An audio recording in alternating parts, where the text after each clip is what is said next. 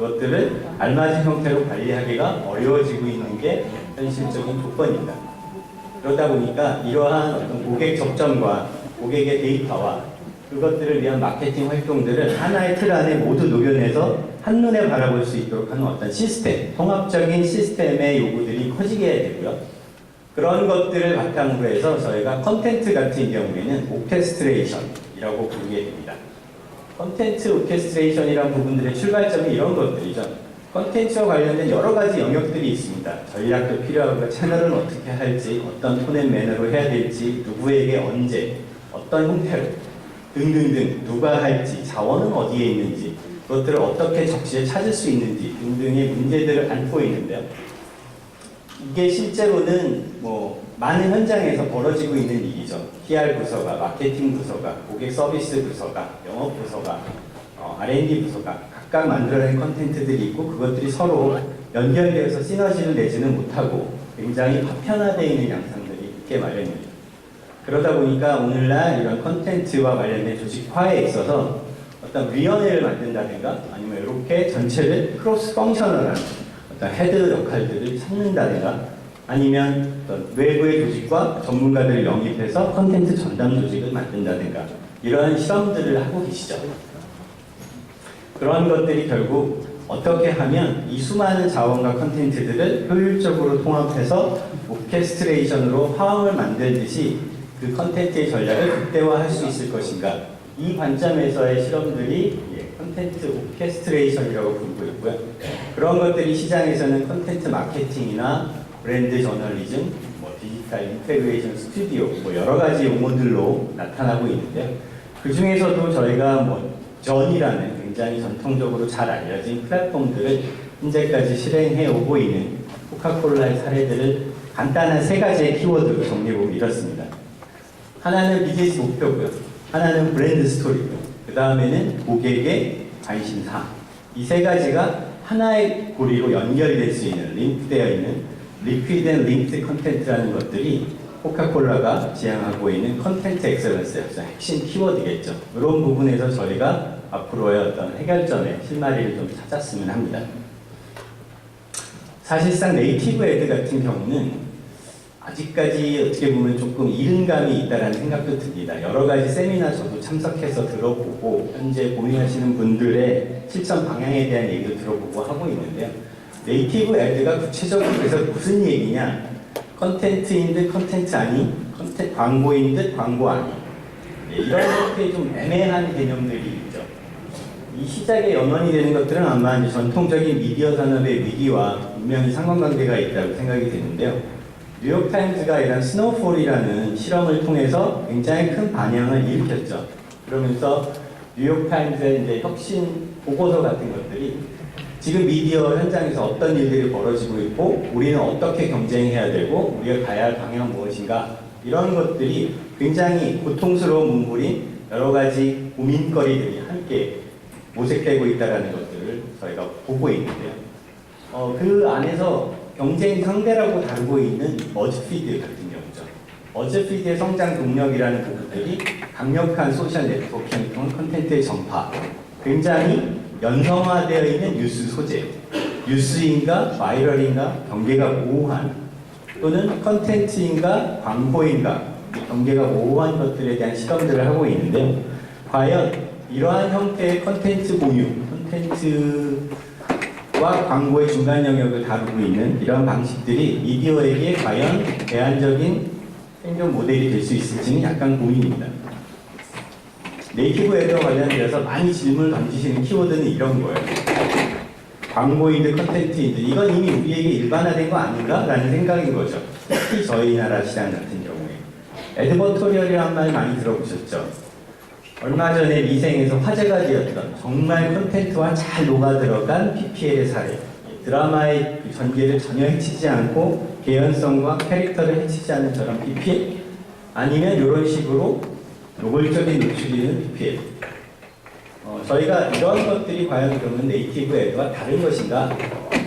개념적으로 보면 사실 다르다고 하기 좀 어렵죠. 그렇지만 구체적으로 보면 구성의 방식과 그것들이 만들어가는 산업의 변화는 또 나름대로의 방향성이 있다라고 생각이 되는데, 하지만 가장 본질적인 문제는 컨텐츠의 생산 비용은 끝없이 올라가고 있는 데 비해서 컨텐츠 소비를 위한 수요자, 저희가 하루에 소모할 수 있는 컨텐츠의 양이란 정해져 있죠. 기기가 아무리 발달한다고 해도 어느 시점에서는 이러한 컨텐츠 쇼크가 오게 되는 거죠. 속칭 말하는 공급 과잉 현상입니다. 최근에 이런 얘기를 많이 해요. 저희 브랜드 페이지들이 거의 모두 룰처럼 하루에 1포스팅을 규칙으로 하고 있는데 과연 그렇게 해야 할 필요가 있을까? 그런 것들이 여전히 유효한 룰인가? 이런 부분들은 고민은 이런 컨텐츠 쇼크라는 현상을 저희가 염두에 두고 생각해 보면 조금 힌트를 찾을 수 있지 않을까 생각이 됩니다. 다섯 번째 키워드는 직접적인 경제 생활의 변화, 저변을 이루고 있는 경제 시스템 자체의 변화를 주고 있는 것들이 굉장히 빠르게 변하고 있다는 것 사실들에 저희가 주목을 해야 되는데요. 이런 거 이제 없어졌죠. 실업이라는 이름으로 바뀌었는데요. 전자지갑이라는 형태로 나타났을 때와 저희가 비트코인이 한때 유행어처럼 새로운 화폐다, 새로운 통화다 이런 형태로 이야기됐을 때만 하더라도 또는 이렇게 어느 날 치킨 배달업께서 조그만 어댑터를 스마트폰에 꽂고 결제를 할 때만 해도 이 변화는 그저 결제를 편하게 하는 정도라고 저희가 생각을 했습니다. 스타벅스가 엄청난 양의 스타벅스 리워드 카드를 만들고 드디어 애플이 애플페이와 구글이 구글페이를 만들면서 전자결제에 대한 부분들이 점점 스마트화되고 모바일화되는 현상들을 저희가 생활 속에 가깝게 보여지게 된 거죠. 그 다음 나타나는 현상들이 금융산업에 아주 기반을 이루고 있는 부분, 여신이라든가 송금, 외환 이런 부분에 있어서 기존의 금융질서하고는 전혀 다른 새로운 플랫폼과 서비스들을 만들어내고 있는 속칭 말하는 핀테크를 모티브로 한 스타트업 기업들이 빠르게 약진을 하고 있습니다. 저희한테 좀 불행한 소식이죠. 저희는 이런 금융기술과 관련된 부분에 있어서는 액티브엑스라든가 아이핀이라든가 아직도 과거 시대의 어떤 기술 요소의 발목을 많이 잡혀 있는 상황이고요. 그러다 보니까 특히나 금융 규제나 규칙들 이러한 것들이 그런 앞으로의 핀테크들을 저희가 적극적으로 수용하고 발전시켜 나가는 데는 오히려 약간 걸림돌이 되고 있는 모습들도 보입니다. 네, 여섯 번째는 아까 가장 중요한 핵심이라고 말씀드린 커스터머 비헤이비어에 대한 부분인데요. 저희가 고객 분석이라는 부분들을 모두가 하고 있습니다. 모든 마케팅 리서치 업체들, 모든 조사기관들, 모든 브랜드 기관들, 기업 내 연구소들이 고객 행동에 대한 것들, 고객 인식의 변화에 대한 것들을 조사를 하고 있죠. 하지만 이렇게 보시는 것처럼 고객이 하나의 제품을 구매하기까지 이런 여러 가지 접점들을 저희가 예측하거나 통제하기는 점점 더 어려워지는 모습들을 보이고 그러다 보니까 저희가 이해해야 되는 부분들이 단순히 고객의 라이프 스타일뿐만이 아니라 심리적인 태도, 행동, 경제적인 상황들 이런 부분들을 모두 다 변수를 집어넣고 봐야 된다는 어려움에 처하게 되어 있습니다. 그런 것이 결국은 고객으로 하여금 어떻게 긍정적인 경험을 제공할 것인가에 대한 문제로 전환이 될 텐데요. 그런 부분들을 위한 솔루션들이 이제 하나의 시스템으로 나타나기 시작하는 거죠. 고객이 어떤 과정들에서 행동을 일으키고 그것들이 어떻게 수치화되고 계량화되고 거기서 의미 있는 가능성과 시사점들을 찾아낼 수 있는가 이런 이제 익색 타겟 같은 고객 경험 솔루션들도 나타나고 있는데요. 저런 솔루션들의 밑바닥에 있는 부분들은 결국은 고객이 가지고 있는 심리적 동기, 행위 동기라는 기본적인 구조, 사회 심리적인 구조, 개인적인 인간관계의 기초에 의해서 만들어지고 있는 우리의 행위 동기들에서 크게 벗어나지는 않는다는 사실입니다. 그러다 보니까 저희가 고객의 행위 모델에 대한 것들을 이렇게 모델링하는 고객 행동 모델링들을 하게 되면 결국 그 분기에 해당하는 부분들은 굉장히 심리학적이거나 인지적인 측면에서 시작되는 경우가 상당히 많다라는 사실이죠. 근데 저렇게 비정형화된 데이터들을 저희가 데이터로 만들어서 그것들을 쌓아놓고 의미를 부여하고 해석하려고 노력합니다. 그게 데이터 드리븐 디시전이죠. 여러분들이 많이 디지털 마케팅을 현업에서 종사하고 계실 텐데요. 문제는 성과라는 부분입니다. 그것들의 결과가 어떻게 기업의 비즈니스 활동에 영향을 미치고 있는가를 어떻게 알 수 있느냐는 거죠. 이런 대시보드가 존재해야 할 텐데요.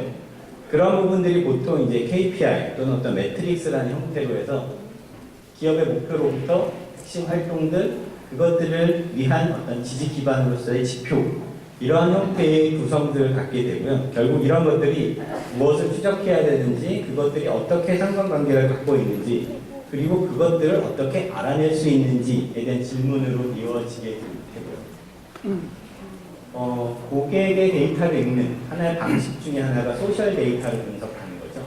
그 중에 보면은 이렇게 여러 가지의 단계적인 차이가 있는 모델이 있습니다. 문제는 거의는 어디쯤 와 있을까요? 라는 부분인데요. 대체적으로 많은 기업들이 현재 보면 이렇게 애드혹 단계에서 포멀라이즈 단계로 좀 넘어가는 양상들을 보이고 있는 게 현재고요. 그러한 개량화된 어떤 지식정보 시스템들이 제대로 역할을 하게 되려면 최소한 통합된 데이터, 그 다음에 의미 있는 인사이트와 인플리케이션들을 제공해 줄 수 있는 형태로 변화 발전이 되어야 되겠죠. 그런 것들이 저희가 4가지 정도의 단계를 가지고 있다고 생각하시면 됩니다. 첫 번째는 모니터링이죠. 어떤 현상들이 벌어지고 있는지를 보는 거고요. 두 번째는 무슨 이야기들을 하고 있고 어떠한 감정들과 태도들을 일으키고 있는가에 대한 부분이고요. 세 번째는 그들이 왜 그런 행동을 했는가, 왜 그러한 표현을 하고 있는가, 무엇을 원하고 있는가라는 것들을 읽는 부분이고요. 마지막으로는 그것들을 읽어서 저희가 적극적으로 가치 제안을 하고 솔루션을 제공하고 그들을 돕는 형태의 기회 요인을 포착해내는 것. 이렇게 4가지 정도가 될 텐데요. 모든 것들이 항상 복잡해지면 단순화에 대한 노력들이 일어나죠. 애널리틱스도 마찬가지인데 복잡한 통합적인 애널리틱스 솔루션이나 시스템들에 대한 요구가 있는 것과 마찬가지로 현장에서는 그러한 시스템들을 응용해서 어떻게 하면 가볍고 난력하고 실천 가능하고 빨리 적용할 수 있는 분석 체계를 만들 것인가에 대한 모색들, 린 애널리틱스라고 하는 부분들이 관광을 받고 있는 게 사실입니다. 네, 8번째 키워드는 디지털 트랜스포메이션인데요. 오늘 부제에 다룬 것과 마찬가지입니다. 마케팅 영역에서의 어떤 변화라고 저희가 생각했던 것들이 실제로는 단순한 디지털 부분에 있어서의 그 변화가 비즈니스 전반의 변화